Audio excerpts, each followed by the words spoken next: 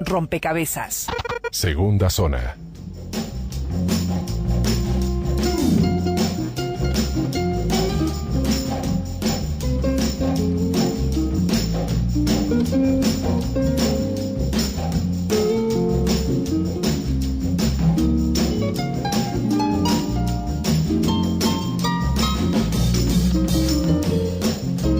Ya estamos con José López Mas, antropólogo especializado en arqueología, docente grado 5 en la Facultad de Humanidades de la Universidad de la República, catedrático en el Centro Universitario de la Región Este en Rocha. También ha cursado estudios en Argentina, Francia, España, Holanda y otros países. Domina el español, el francés, el inglés, el italiano y el portugués. La figura de López Mas ha cobrado notoriedad en los últimos tiempos tras las excavaciones en búsqueda de restos de detenidos desaparecidos durante la dictadura cívico-militar. Gracias a su trabajo se hallaron varios restos de desaparecidos. López Mas dijo que está convencido de que en Uruguay hay fosas comunes con restos de desaparecidos durante la dictadura, porque en el periodo dictatorial hubo ejecuciones masivas. ¿Cómo te va, José? Bienvenido. Es ¿Qué tal? Un gusto estar aquí. Reencontrarme con vos. Lo mismo digo. Sí. La verdad es que nosotros quedamos hablando de esto en Non-Fiction, ¿no? En el programa que tenía en Montevideo Portal, a propósito de que, bueno, tenés la plena convicción de que había ejecuciones masivas y que que Arlington existía, o sea, ese cementerio que estaba allí, no sé, ahora no recuerdo si en el batallón 13 o en el 14, y que además había existido la operación Zanahoria, que según por lo menos los testimonios que vos habías recabado, se había realizado incluso en la Nueva Democracia. ¿Te acordás? Me acuerdo, sí, la entrevista aquella, sí.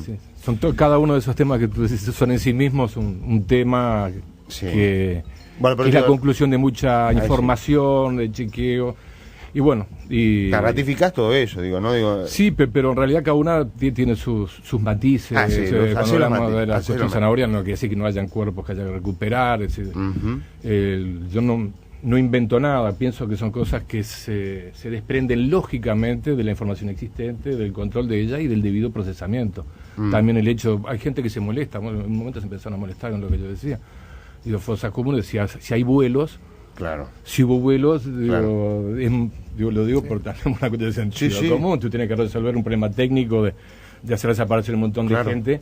Claro. No puedes descartar que haya habido una fosa común. Yo le decía en ese sentido. A veces la gente se empieza a enojar, ¿viste? Pero además de los vuelos, de tirarlos al mar, como siempre se dijo, o por lo menos una hipótesis, una teoría que se manejó, esos cuerpos después flotan. Sí. O sea, evidentemente. Y acá fueron, en la dictadura fueron encontrados y que eran chinos, ¿no? Que decían que eran chinos, que habían perdido los barcos. Yo tengo recortes de diario de eso. Increíble, ¿no? La información de la época, ¿no? Y tenemos en el cementerio de Rocha varios que fueron a dar a los años, no los pudimos recuperar. Claro. Otra cosa que vos decías en esa entrevista, que yo recuerdo claramente, es que topográficamente, haciendo el estudio en la zona, se notaba claramente la remoción de tierra, ¿no? En los predios. Eso es un hecho arqueológico indiscutible. Sí, claro. Es científico. Las huellas de las máquinas que declararon los testimonios antes que se empezara a excavar, y aparecen las huellas, el tacho, montones de cosas. Así que... Sí. ¿Por qué no pudiste seguir trabajando en ese sentido? Porque vos tenías la convicción, tenías los datos científicos, o sea que lo único que faltaba era poner manos a la obra, que indudablemente lo hiciste, pero en parte. Evidentemente tuviste trabas, y quiero que las repases, porque si no se explica, ¿verdad? Bueno, mira, el trabajo, yo era un catedrático de arqueología, soy profesor de técnicas en arqueología. Es decir, aquí cuando esto empezó no sabía si iban a poner un agrónomo, no sabía. Y en realidad el equipo argentino de antropología forense sugirió mi nombre. Yo llego ahí, yo no vengo del comité, no vengo del grupo. Llegué solito, caminé solito. Estaban y trabajando me fui los solito. argentinos y ellos te recomendaron a vos. Y ahí fue como vos entraste en escena, digamos, ¿no? Sí, bueno, su trabajo son 10 años, ¿no? Ha sido un trabajo arduo. Yo sentí que había cumplido un proceso, un ciclo. ¿Te fuiste un poco quemado por toda la resistencia, por todo lo vivido? vivido? Un momento bravo también, ¿no? Cuando venía el cambio de elecciones universitarias, elecciones en el país, estaban todos hiper nerviosos, todos tratando de ver en qué manera esto podía perjudicar, podía favorecerlo. Entonces, en realidad ya llegó un extremo que esta percepción de que yo había cumplido un ciclo y que, bueno, yo me debo un poco a la lógica de mi trabajo, ¿no? Yo no puedo alterar lo que es el resultado de mi investigación en beneficio de una coyuntura política. Entonces capaz que eso también empezó a incomodar un poco, mucha gente que me lo hacía saber constantemente, y yo en realidad ya no le estaba perdiendo. Cuando tú le pierdes un poco la cuestión se precisa, ¿no? Se precisa un compromiso de la pasión con el tema, ¿no? Porque te llaman a las 3 de la mañana y tenés que ir a ver un comisario en Bella Unión. Es decir, realmente la entrega es una entrega muy grande. Sí, claro. Nadie es imprescindible. Yo pensé que había cumplido una etapa y que, bueno, y que la historia dirá cómo esto sigue, ¿no? Sí, sí. La figura que más escollos puso fue la de Fernández Huidobro. No me consta. Yo digo, sobre ese escollo habría que ver también un tema, hay que rebobinar, ¿no? Hay que rebobinar porque cómo empezó todo esto, siempre hubo elecciones, diseñar una estrategia de búsqueda, la tuvo la Comisión para la Paz en la época de Valle, después cada gobierno que subió trató de asumir el compromiso de buscar lo desaparecido y trató de diseñar una estrategia. Es decir, desde el principio cada estrategia, cuando vos elegís algo, lo elegís en detrimento de las cosas que no elegís. Claro. Entonces, a veces hay que rebobinar para entender. Entonces hay diferentes estrategias. Nosotros participamos de una que se fue dando, ¿no? Se fue dando, si nadie tenía una formación específica en trabajar en estos contextos, en estos terrenos, de hacer frente a un ocultamiento activo. Claro. Porque la negación está asociada al ocultamiento activo. Decir que la zanahoria termina con todo, decir que el ocultamiento activo es verbo de... Y nosotros hablábamos que en realidad la operación zanahoria no podía terminar con todo, porque vos igual esos restos tenés que meterlos en algún lado, ¿verdad? Los cuerpos humanos no se destruyen totalmente, me decías vos, recuerdo. Y absolutamente, ya ves el equipo argentino de antropología forense, en el caso de los estudiantes en México ahora, que el Estado estaba forzando un informe con una conclusión. Los colegas les pareció que no estaban las pruebas necesarias y suficientes como para sostener eso desde el punto de vista científico y se desmarcaron. Dijeron todo bien, pero no respaldaron esa conclusión. Es decir, evidentemente, quien dice que hubo una zanahoria tiene que mostrar las pruebas. Yo lo digo por todos, por las versiones que recogió la Comisión para la Paz. Se tenía que haber tenido mucho más criterio en demandar pruebas de que eso existió. Y el alcance que tuvo en aquel momento cuando realmente los militares la entregaron, no fue recogida por aquella comisión. En realidad la función que tenía era de inhibir o desalentar cualquier búsqueda. Justamente que nombraste ahora la Comisión para la Paz que creó el gobierno de Jorge Valle, que estaba Ramela, estaba Gonzalo Fernández, Cotuño. Es verdad. Ahora está como reeditándose con este grupo de trabajo. Cada vez que hay una elección, lo que estaba diciendo, José, casualmente. Pero, ¿no? Hay una elección. ¿Cómo ves ese grupo en particular? ¿Vos crees que hay chance? Este grupo Que se acaba de formar, que digo, está recién comenzando. ¿Vos crees que hay chance de que aparezca nueva información realmente? Mira, a través de este grupo te hablo en concreto, ¿no? Sí, no es el grupo en sí mismo. Yo no conozco mucho detalle. Me dijeron que hay gente de las iglesias. Yo estaba un poco de vacaciones. Hay gente del humandismo, de los judíos, de la Iglesia Católica, de pastores. Está Macarena Hellman y Felipe Michelini y algún destacado miembro más Sí, ha despertado ya controversias que fueron manifestadas en un comunicado oficial de familiares, también. Digo, sí, familiares sacó un comunicado durísimo. Bastante durísimo, y nosotros entrevistamos a Sara Méndez, que ella decía, bueno, también un poco el tema de los huesitos, y no llegar no solo a los huesitos, sino a la verdad y a la justicia, y someter verdad a quienes han cometido delitos a la justicia y después a las penas que correspondieran, ¿no?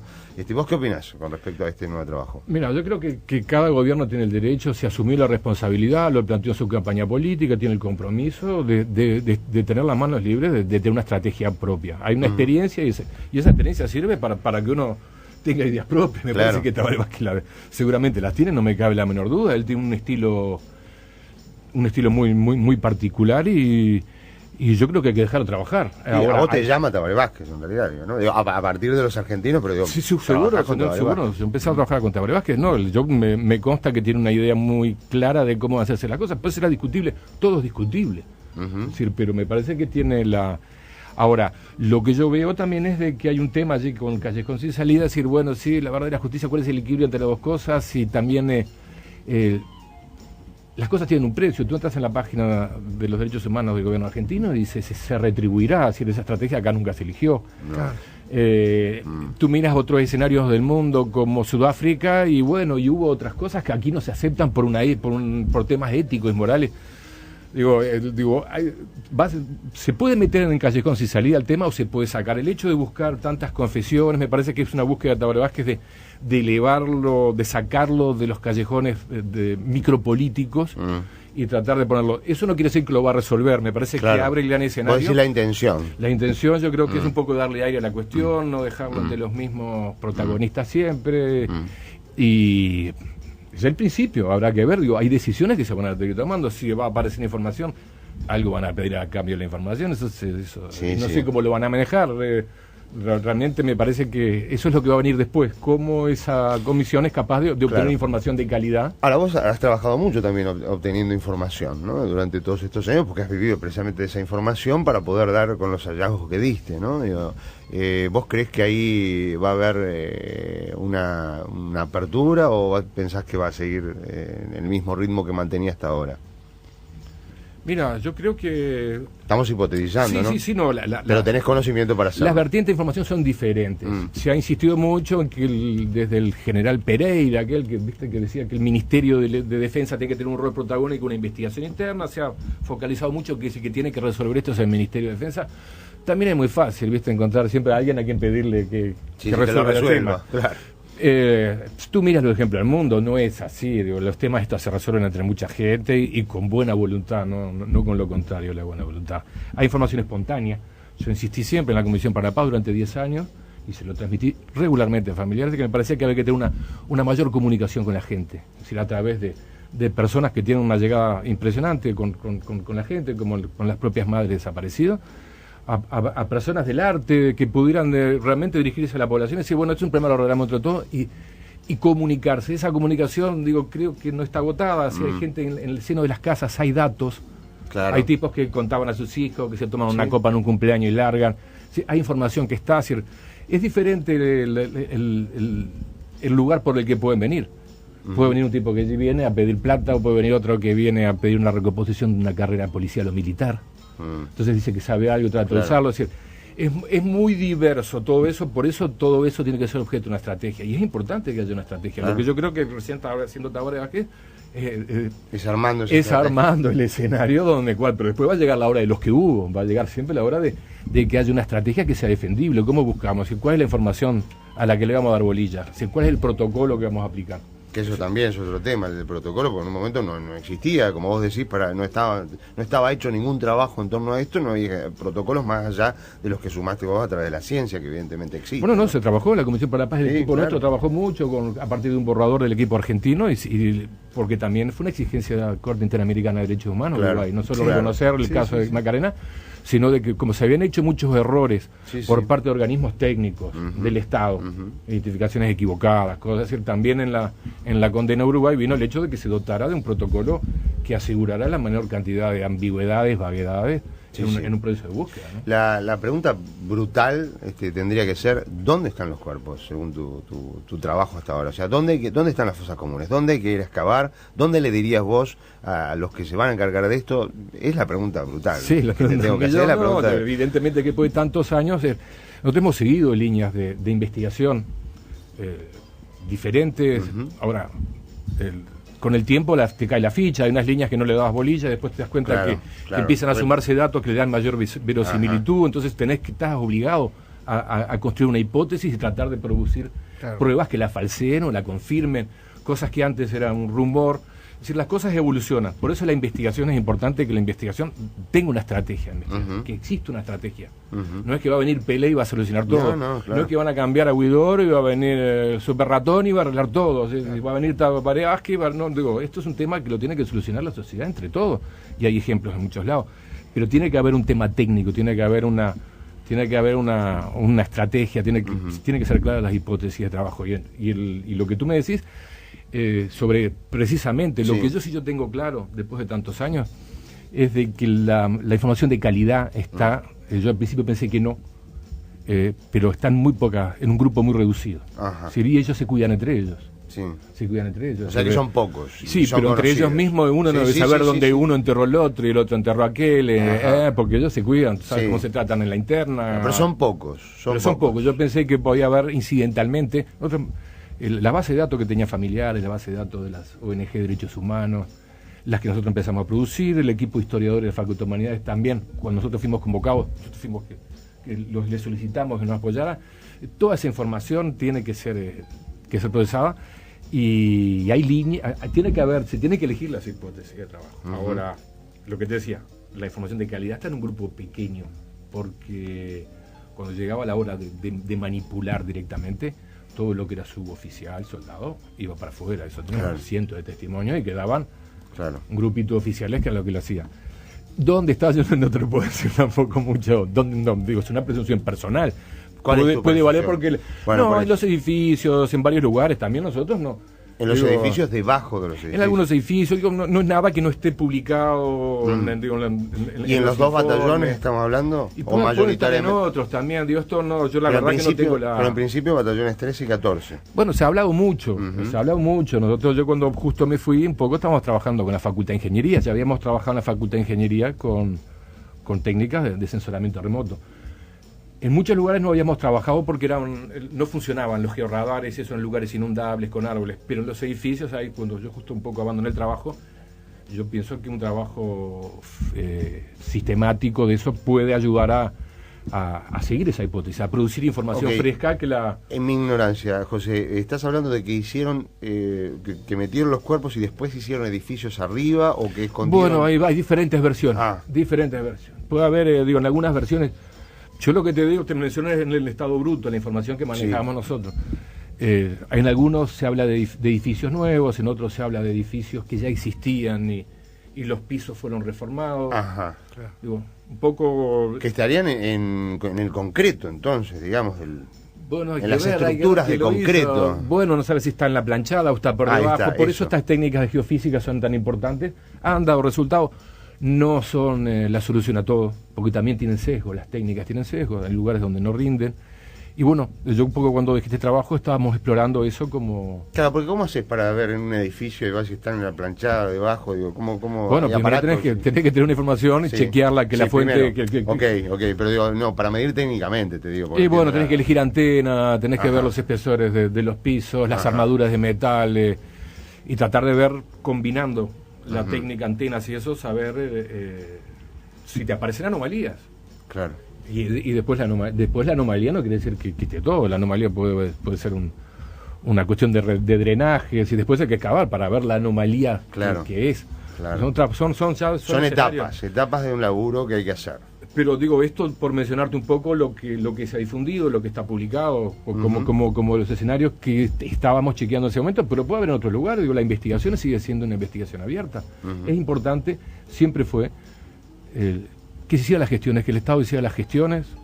Ahora, a través de las religiones, capaz se puede a la gente sensibilizarla de los que tienen de dar información, ¿no? Pero puede haber otros lugares, ¿no? Que yo no... Y ahora con este nuevo grupo de trabajo que quiere implementar Tabaré Vázquez, ¿se te ha convocado de nuevo o se te ha por lo menos tirado la línea de que podrías volver a estar? Porque los trabajos están paralizados, ¿no? ¿O me equivoco? No, la verdad que no lo sé. O sea, desde que abandonaste a mediados del año pasado, ¿no sabés más en qué quedaron los trabajos de excavación? ¿El equipo que vos habías conformado siguió trabajando? Sí, siguió trabajando, pero ahora me parece que venía toda una renovación, la verdad que no sé. ¿Y vos no tuviste contacto con ellos en este tiempo? No. ¿Estás dedicado a otros laburos? Exactamente, teníamos trabajo también apasionante para mí, que habían estado un poco al costado, que yo sé y que está el momento de reflejar. Tenés otras inquietudes, sí, por supuesto, en tu especialidad, claro. Estabas molesto con un artículo de prensa, ¿no? Te molestaste con ciertos artículos de prensa. Sí, en realidad, cuando yo me voy por un conjunto de situaciones personales, circunstanciales, y en realidad también el país vivió una coyuntura muy particular. Había elecciones universitarias, había elecciones nacionales. Entonces yo entraba en un debate, es una cosa que no la valoré personalmente, la valoré aparte con gente de mi confianza, con autoridad universitaria, pero la verdad que hubo artículos que para mucha gente no ha tomado a pie juntillas, y son artículos que dice cualquier cosa. Si el artículo de Blixen de Brecha sobre que desmerece todo nuestro trabajo. Con nosotros nunca encontramos nada por nuestra virtud, ¿no? Venía uno y nos decía, acá está Castro, acá está el otro. Eso totalmente. Eso de que nos mostraban estaba Castro, que dice el artículo. Yo no puedo hablar mucho de esto porque aparte soy objeto de una investigación que estoy esperándola para con mis asesores para poner a disposición de todo el que quiera saber la ¿A qué información. efectos esa investigación? La información es para saber cómo actué yo. Como pasar, digamos, el informe. Claro, si yo actué bien o mal con la justicia, cosas que mucho se entreveró todo y bueno, y todo el mundo dice, por favor, no hable, hay elecciones universitarias, hay elecciones presidenciales, ¿viste cómo es este país cuando vienen esas circunstancias? Me tuve que tragar un par de bichitos, me tuve que tragar.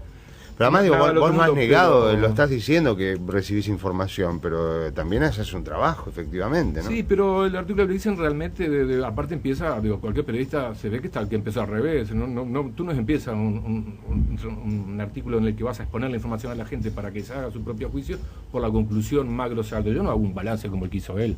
Claro. A mí nadie me vino a preguntar tampoco que hiciera un balance, pero si el día me preguntan, yo voy a hacer, un balance diferente. Que a nosotros nos marcaron todo, que somos unos tontos, que nos encontrábamos porque nos venían... Es mentira, eso que nos mostraron dónde estaba Castro, se lo puede decir a su secretario Menéndez que estaba conmigo, eso no fue nada de lo que dice en el artículo, fue así, se ve que la fuente de información. Pero bueno, como había todas estas circunstancias... me tuve que tragar algunas, pero bueno, pero no faltaron oportunidades. Que se aclare todo. Lo de Castro, para puntualizar, digo, efectivamente, en ese caso en particular que acabas de nombrar, ¿no? Digo, el hallazgo, ¿cómo se produce? Digo, no te lo señalan así, ¿cómo es la cosa? Y bueno, ellos dicen también de que alguien venía a señalar donde había enterramiento. No, nosotros no. ¿Ahí qué hiciste? El informante no, arranca diciendo que informantes iban a señalar donde había cuerpos. El informante acá de calidad y los conoce, de la senadora Paisé, lo conoce mucha gente, yo sé de lo que estoy hablando perfectamente. Sí. No iban a mostrar donde había cuerpo enterrado, iban a mostrar donde habían visto máquinas trabajando en el año 83. Entonces ahí nos marcan la zona. Digo, porque no son detalles. No. Y ahí, bueno, si tú partís de información falsa, las conclusiones van a estar en alguna proporción, también van a estar falsas, ¿no? Y una zona que de pronto puede ser muy amplia. Bueno, y nosotros empezamos nuestra metodología clásica, foto aérea. Este hombre dice que trabajaron máquinas. Hombre, se trabaja en máquinas en un bosque. Por suerte tenemos en algunos lugares fotos aéreas cada 2-3 años que nos permiten verla. Claro. Si hubo trabajos de dimensión, que eso es nuestro propio protocolo de trabajo, y el propio protocolo de trabajo empezó a producir pruebas en dirección de lo que había señalado el informante, que había visto máquinas. Él dice que era bueno, etcétera. Yo no quiero entrar en esto porque ya en algún momento lo hablaremos, pero porque yo estoy esperando instancias administrativas de la universidad para esta explicación. El equipo que vos estabas dirigiendo encontró en 2006, durante el gobierno de Tabaré, en el batallón 13 de Infantería, los restos del escribano Fernando Miranda, quien estaba desaparecido. También en el año 2006, pero en una chacra de Pando, aparecieron los restos de Uva Gessner Chávez Sosa, y después aparecieron los restos del maestro Julio Castro y los del comerciante Ricardo Blanco Valiente, que fueron encontrados esta vez en el batallón 14, no en el 13, en 2011 y 2012 respectivamente. Y hay restos parciales de otros cuerpos que no se pudieron identificar porque no se pudo extraer material para ADN. Un dato que hay dos individuos más, restos que pertenecerían a dos individuos más. Y hay un dato que te quiero preguntar, que pasó absolutamente desapercibido, quizás tengas la información, quizás no. El año pasado, en la comisaría octava, en Millán y Rafo, aparecieron los restos en el fondo de la comisaría haciendo obras de un cuerpo que tiene una data de unos 30 a 35 años, y eso quedó y nunca más se supo, y creo que en ese momento todavía estabas a cargo del equipo de antropología. No sé si tuviste tiempo de hincarle el diente a ese caso. No, mira, hay un tema, haber dirigido una investigación de este tipo para mí significó un compromiso científico, hacerlo realmente, ponerme las orejeras, no escuchar el comité, la barra, el talud. Si no laburás. Y bueno, en el acierto o en el error tiene una estrategia que es lo que yo creo que es ineludible para cualquier comisión. Lo primero, muchas veces, nos demandaban comisarios, gente frente a hallazgos casuales, porque nosotros estábamos un poco más empapados en la cosa como para hacer un peritaje inmediato. Hemos asistido muchísimo, la policía. Ahora, en ese lugar, nosotros un hallazgo casual, nosotros no podemos crear falsas expectativas. Claro. Ha habido muchas cosas que se consideraban hallazgos y nosotros un poco defendíamos el hecho de que el que lo considera hallazgo, el que lo diagnostica como un hallazgo relevante al problema, somos nosotros. Claro. Pero bueno, llega corriendo uno, un mandado, un chofer, el otro, y a veces había mucho merengue de pasto, cualquiera que hablaba. Llegaba un medio y tomaba una fuente que no era una fuente de calidad. Yo recuerdo que hasta Gonzalo Fernández tuvo huesos, que no se sabía. Yo hasta el día de hoy quiero saber dónde los puso. le preguntaría a Gonzalo Fernández dónde están esos huesos. Por lo No, menos- eso ya me ¿Te parece llegó que eso? ya fueron identificados. Ajá. que Porque me acuerdo, me había llamado poderosamente la atención. Bueno, además que... no sé, lo que yo conocí un poco de la investigación, de cuando a él le tocó Ah. eso fue del cementerio Castillo, Sí, creo que fue identificado. sí. Finalmente, Ajá. tampoco era el pescador Ajá. Sena, que se pensaba que es un pescador desaparecido en Rocha. Creo que fue identificado Ajá. como un chileno que estaba en Orleti y los dos cuerpos tirados al mar. Mirá. Pero en ese caso, como en otros, que ese es un ejemplo claro, primero nosotros tenemos que dejar trabajar a la justicia. Yo trabajé 10 años, nunca tuve un problema con un juez, eso lo quiero decir clarísimo. Nunca tuve un problema con un juez. Claro. Al contrario, nada más que palabra de agradecimiento, puro respeto, porque es verdad que nos beneficia a los dos, al investigador y al juez, que cada uno cumpla con su timing. Entonces, por un lado, el juez dispone las pericias, él dirige la investigación, es él que tiene que liberar la información interpretativa, conclusiva, final. Pero nosotros tenemos que también ayudar a cuando nosotros ya vamos viendo que el hallazgo es de otra naturaleza, no crear falsas expectativas para los familiares, primeramente, pero para la población en general. Porque a mí me consta una cosa también, que es que el tema de los desaparecidos es un patrimonio de este pueblo. Claro. No es que alguien tiene No, las no. acciones No, no. y no es como la aristocracia, que es un tema de sangre. Digo, acá peleó mucha gente para que estas investigaciones se hicieran, Sí, sí. ONG, Sí, el sí. Pichinetego, Sí, sí. y en ese sentido la responsabilidad es, por Es supuesto, con enorme. los familiares. Pero que- es mucho más, excede mucho más. Entonces, ese cuidado nuestro de no decir que hay un hallazgo donde todavía no se configura Claro, un hallazgo claro. relevante en relación al problema, era importante. Hay que tenerlo. En este caso nosotros siempre dijimos un poco, siempre dejándole al juez el protagonismo que él tiene, de que en esa zona del otro lado de Miguelete había antecedentes de una antigua iglesia. Entonces, en 1800 y pico, no había que descartar que las antiguas iglesias tenían camposantos Sí, en la vuelta. sí, si sí. pasó lo mismo en Claro, Minas. Claro. Yo fui a Minas una vez, me pidieron urgente que fuera a Minas, fui corriendo a ayudar al forense que había allí, porque atrás de la catedral de Minas estaban apareciendo restos, era una obra de Antel y era otra cosa. era otra cosa, pero y rápidamente había que tratar de orientarlo y bajarle complejo, la presión a es no crear falsas expectativas. En el caso de la comisaría, yo no sé un poco el juez las conclusiones que llegó, porque se terminó por este gran problema, se terminó pidiendo ADN. Claro. Pero nosotros nunca quisimos un poco... Está bien. Podía ser también el enterramiento de la época, yo qué sé, de los intocables, de Lyonnais, en el fondo de la Sí, comisaría, sí. no sé, pero Claro. pero no había un poco que crear tampoco, tirar un globo sonda, sin ¿no? duda, hay que tener mucho cuidado. Bueno, José, nada, ha sido un placer, siempre es corto para hablar de estos temas, y evidentemente estos temas, como bien decís, nos pertenecen a todos los uruguayos y seguiremos hablando de ellos, pero es importante tenerte aquí, charlar nuevamente de esto y hacer una actualización, digamos, de tu persona y de tu trabajo. Te agradezco mucho. No, yo te agradezco mucho y bueno, y un gusto que estén de vuelta aquí. Bueno, muchísimas trabajando. gracias. Te agradecemos nosotros a vos. Gracias.